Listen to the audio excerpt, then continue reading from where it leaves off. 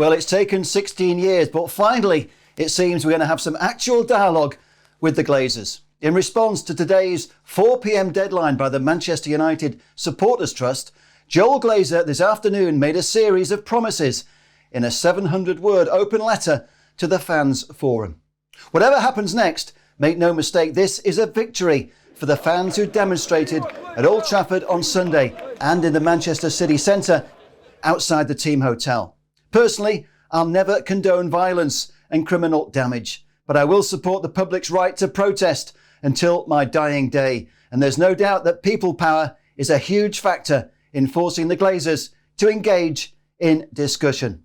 The question is, do the Glazers really mean what they say in promising a new era of dialogue with the fans? And what are they actually promising? We have previously engaged with the Manchester United Supporters Trust on fan share ownership, and we want to continue and accelerate those discussions, together with the provisions to enhance associated fan consultation, is one of Glazer's pledges. Joel Glazer is promising the club will willingly and openly engage with the fan-led review of football recently announced by the UK government. He's promising to do so with the aim of putting fans at the heart of the game and ensuring their interests are advanced and protected. In truth, we'll only find out if the Glazers are true to their word by engaging in dialogue and by keeping up the pressure. But it's clear that people power has forced the Glazers to the discussion table. The whole letter is online for everyone to read, and my view is this. Basically, the Glazers are asking for a truce until the end of the season. Clearly, they want fan protests to stop until after the Europa League final by agreeing to take part in the fans forum after the 26th of May. For fans who believe this is a war against the Glazers, this is basically an appeal for a ceasefire. It's a sensible strategy by the owners under attack from fans, from former players led by Gary Neville, and from football analysts who presented damning figures about how the Glazers have used our football club as a cash cow ever since they leveraged control back in 2005. Under universal attack and condemnation, the Glazers have been forced to respond. They know there's a government willingness to intervene if the public continues to make demands. And they know fans have the power to disrupt their business model. The actions that forced a postponement on Sunday of what many of us consider the biggest game in football, United's game against Liverpool, was a huge shock to the Glazers. And the volume of the unified voice demanding action really has forced them to take action and respond. In his letter, Joel Glazer apologises for the mistakes that were made in relation to the Super League fiasco. And he states, "I want to reassure you that my family and I care deeply about Manchester United and feel a profound sense of responsibility to protect and enhance its strength for the long term, while respecting its values and traditions." Nice words, but let's see that you mean it with real action. Our top priority is and always will be, says Glazer, competing for the most important trophies, playing entertaining football with a team comprised of top quality recruits and some of the world's best homegrown talent. Under Ollie, we feel we are absolutely on the right track. That last statement I totally agree with, but it's easy to hide behind the transformation taking place since Ole Gunnar Solskjaer took the reins as manager. The truth is Ollie's job will be so much easier if he's given the full backing he needs to get back on level terms with our rivals Manchester City.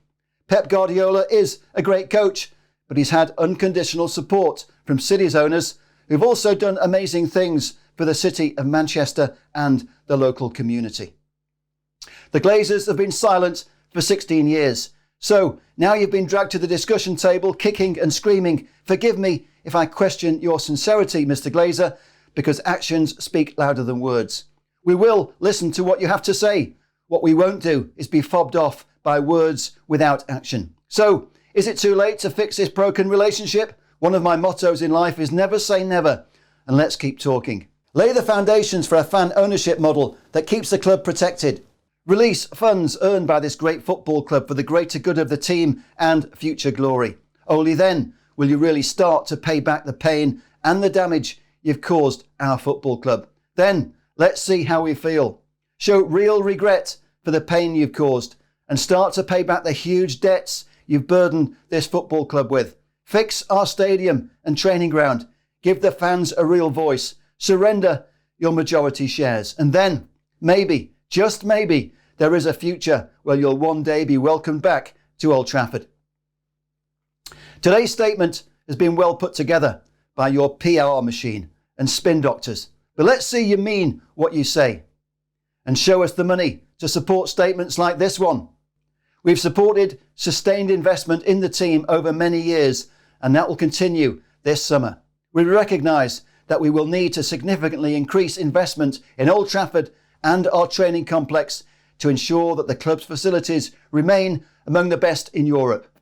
Manchester United Supporters Trust have welcomed what Glazer's statement is saying, but they too want action rather than words. In their counter-statement, must say, in theory, this could be a change of direction and approach by the owners after the silence and disregard for communication over the last 16 years. The guys at Must have my full support in the way they're leading these negotiations. Those of you who watch this channel will have seen my interview with Must Vice Chairman Ian Sterling at Old Trafford on Sunday, when he called for change and a fan ownership model to protect our football club. Hats off to Must for getting us this far by keeping open the channels of communication. The protests show the volume of support, but the real negotiation will always be around the discussion table. Over the past few weeks, we've made massive progress in what has been a seismic sea change in protecting our game and our football club. We helped kill the Super League breakaway in its tracks. And now we've started dialogue with the Glazers. They say pigs don't fly and a leopard never changes its spots. But we are united and we will never die.